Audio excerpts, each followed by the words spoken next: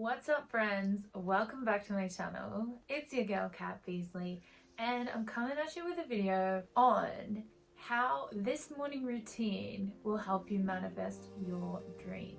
So let's get stuck into this video. Let's get straight into it. I'm filming today from my bedroom because I thought what better place to do it than where I do my morning routine. If you don't already have a morning routine, you're more than welcome to have mine. I'm gonna go through everything that I do as soon as I wake up in the morning. Why is a morning routine so important?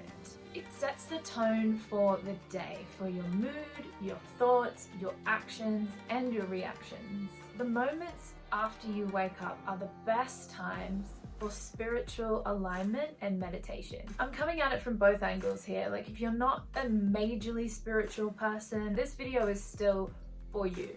But if you are wanting to dabble a bit more on the spiritual side of things, it is the best time for spiritual alignment and meditation. I have mentioned meditation a fair bit in all of my videos. I was gonna say a little bit, but every single video I'm like, meditate, meditate, meditate. In the morning is perfect, and in the evening as well, because those moments just before you're falling asleep are just the most magical. If you're one of those people that get into bed and just fall straight to sleep, like, that's cool. But if you're someone that gets into bed and just like your mind becomes active of all the things that you're worried about, and your brain is like, let's figure this out right now. Instead of doing that, you can set yourself up for a beautiful sleep by either a guided meditation or by being aware of your thoughts and just saying to yourself, now is the time for me to relax.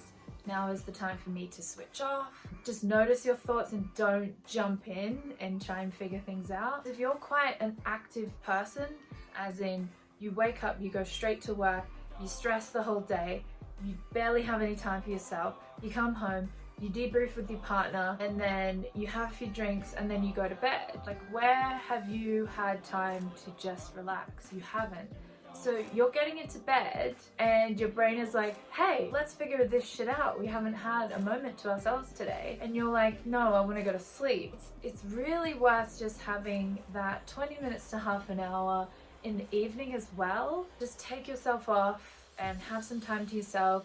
Say to your partner, can you finish the dishes? I need to go and have some time to myself. You're giving yourself to everybody else throughout the whole day, but when do you have that time for yourself? That's why a morning routine is so important. You are carving out time to give to yourself. It's a gift to you. Some people have kids. Some people live with their partners and their families. Wake up 30 minutes earlier. If you have a 6 o'clock wake up, make it 5:30. The earlier the better. Joe Dispenza wakes up at 4 a.m. because he finds that that is his sweet spot, and he meditates because the brain and heart coherence level is through the roof for him. So that's what he does. I'm not suggesting get up at 4 a.m. because to me, that's just not sustainable. I mean, if you can do that and then go back to sleep, you can do whatever you set your mind to. When we give ourselves that time to set the tone, you're less likely to be reactive to things throughout the day. It's almost like you're on top of things. You're on top of your mood, you're on top of your actions and your reactions, and you think, hey, what can I learn from this situation? I know it's hard when you react to something and you feel triggered. You know, I've been there many times where I just want to pull the pin on everything and run away and cry. When I set myself up with this morning routine, I see myself triggered. It's like I'm almost looking at myself from a third party and saying, you're triggered to this, you need to take a moment. You need to take a step back and just breathe. Times like those are not really times to meditate. Take yourself out of the situation and just breathe, and just know that you're triggered, and just, you know, hand on your belly, hand on your heart, and just breathe and just feel yourself breathing until you don't feel triggered anymore. And that is when we can deal with the situation, not from feeling triggered or emotionally drunk. I like that one. Also allows inspiration to flow and things to just generally come to you. If there's something that has been bothering you or that's been on your mind that you can't seem to figure out, when you're sitting in morning routine, you're allowing inspiration to flow. You're getting out of the way. You're letting things just naturally come to you. How many times have you set your alarm's gone off, you hit snooze, you think 5 more minutes, oh my god, the 5 more minutes just feels so good. You wake up and you're like, shit, on the back foot. You've started your day behind. And it's just not a great way to start the day. When you have that time to yourself, it's an amazing way to start the day. My morning routine, as soon as I wake up, tea. This has been this way and since I was like 13 or 14. It stemmed from my mum. She just, as soon as she wakes up, tea. And I've been doing it since I was so young that I just can't not do it. I have to have my tea. As soon as I wake up, I make a tea. And then I grab my journal and I sit down and I put on some, it's called like bilateral stimulation, EMDR music. Nothing too much of a beat, just some really flowy music. And that's what bilateral stimulation is. It's flowing from left to right. You can look it up on Spotify. I know I use Gabrielle Bernstein's playlist is called Rage on the Page. And that's what she likes to call the journaling exercise. I like to call it a brain dump. So as soon as I wake up, I put my music on, I grab my journal, and I just write. And it can be my sleep quality. Had a good sleep, had a bad sleep, dreamt about this is still bothering me, and I just get everything out, all my thoughts out onto the page as to how I'm feeling. I could be feeling a little bit anxious, I could be feeling calm, indifferent. It just helps to check in with what your emotional status is and how you're feeling. Then, as soon as I've got everything out of my brain, then I will do some breath work. If you've never done breath work before, you've breathed before, it's literally just breathing big, deep belly breaths. So when you are breathing in, your belly is filling up with air. And then when you are breathing out, your belly is retracting back down. And basically you just want to really slowly focus on filling your belly with breath and then breathing out and just releasing all of the breath out, like completely. So you're retracting your abdominal while you do that. And this is just going to promote some really deep belly breaths.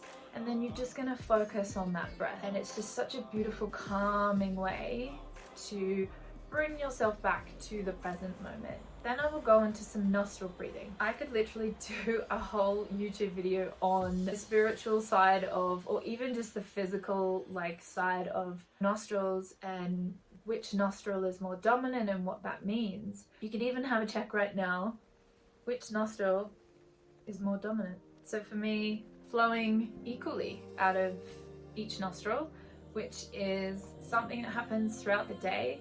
So many times throughout the day, your nostril dominance will change. It will be more dominant on the right side, and then maybe like 2.5, 3 hours later, it will flip to your left side being more dominant. So your right side is the more masculine side. You're in more of an active state. Your heart rate is increased, your breathing is increased, your body temperature is increased, and your endorphins are increased. This means that you are in a bit more of an active state. So you're a bit more on high alert, like things are happening, things are moving. When the left nostril is more dominant, you're in the feminine energy. You guessed it, your heart rate is decreased, your breathing is decreased, blood pressure is decreased, and your endorphins are decreased. You're in a bit more of a relaxed state. You could be feeling a little bit down, a little bit kind of subdued, just like. Your left nostril is also your smell, your touch, the way you taste food, and your hearing. You can really use this to your advantage. So if you're feeling a little bit active like before bed and you just want to relax, then you could block your right nostril and just breathe primarily through your left nostril and just activate that feminine, the chill, bring it all down to relax. The opposite, when you're feeling like a little bit down, don't have much energy, block that left nostril and get that breath moving through the right nostril. Just nice big deep breaths in and out. Just see what happens. It's just good little tools to have in our toolbox that are natural and they're at our fingertips and we can literally try them right now. Speak about this a little bit in my how to heal your relationship with food. There's a meditation planned out for you in that video where you block your right nostril and you breathe dominantly through your nostril for the duration of the meditation, and then I get you to taste food after. and it's like literally tasting food for the first time. So I'll link that video in the description box if you want to do that. It's 6 minutes, it's super quick and easy, and it's really fun to do. So once I'm done with my breath work, then it's time to meditate. So I will switch my music up to meditation track, or I'll keep the bilateral music on depending how I'm feeling. Each of these steps I will do for 5 to 10 minutes depending on how I'm feeling. Sometimes it's just not my day, and I just am like, okay, how long have I done this for? 5 minutes? Okay, let's move this along. That's something to notice in itself when you are feeling that way. Maybe you are feeling a little bit anxious. Like if I think, oh, I really can't be bothered with this morning routine right now, I ask myself why. What am I gonna do otherwise?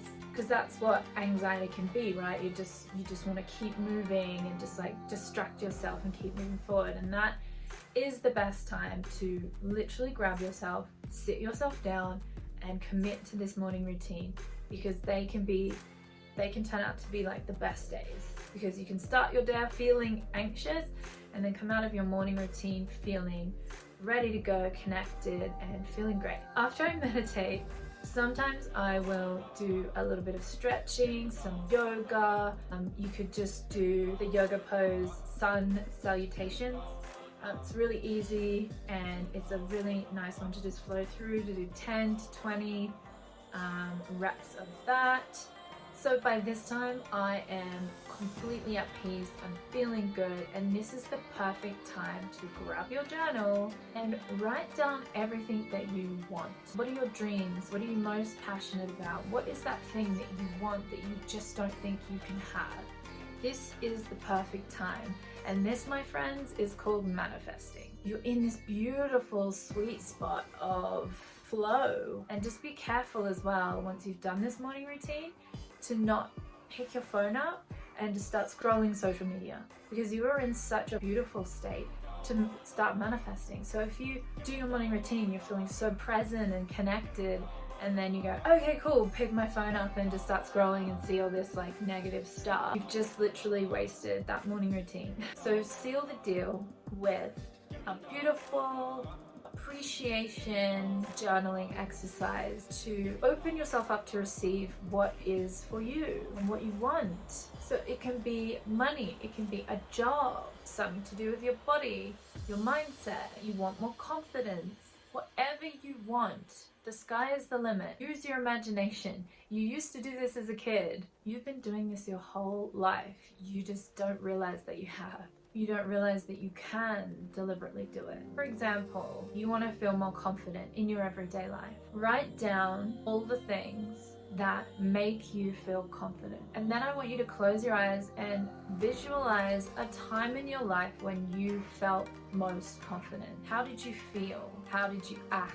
What did you say? Feel the feelings. Visualize yourself. The most powerful step for manifesting is visualizing from a third party. So you're literally looking at yourself in your most confident state. You're feeling the way that you felt. It makes you smile because you're watching yourself. Biggest tool in manifesting is the feeling. If you're not into the whole manifestation thing, that's cool. But I have a feeling that you are, because you wouldn't be watching my videos if you weren't. You might just be wanting to step into a little bit more spiritual side of your life. If so, my videos are 100% for you. So welcome. Do it to feel good. Everyone wants to feel good, right? When you grab your journal and it's manifesting time, just write at the top of the page, today I want to feel good. Then I want you to visualize a time in your life when you felt good. It can be something that happened yesterday, it can be something that happened last week, it can be something that happened 5 years ago. Think of that moment that made you the happiest. How did you feel? How were you acting? What were you saying? How did you walk? How did you talk? And just visualize yourself feeling good until you feel that emotion. If you come out of this morning routine feeling good, job done. The most powerful thing you can do to be productive is self-care. Rest, take time. As much as you work hard, take time. Watch what happens. Chill, be still, take care of yourself. You can be, do, or have whatever you want in life. Be open to receive that. That was fun. I love this stuff. And like I said, if you're not into the spiritual side of life, you must be thinking that it is for you, but you don't really know how to go about it. And that's why I'm here, my friends, and I hope you enjoyed this video. I look forward to bringing you another 7 affirmations. They're on their way, so stay tuned, hit the subscribe button and the bell notification so you don't miss a video. I love you guys so much. Thank you for joining me and thank you for your support, and I'll see you next time. Bye!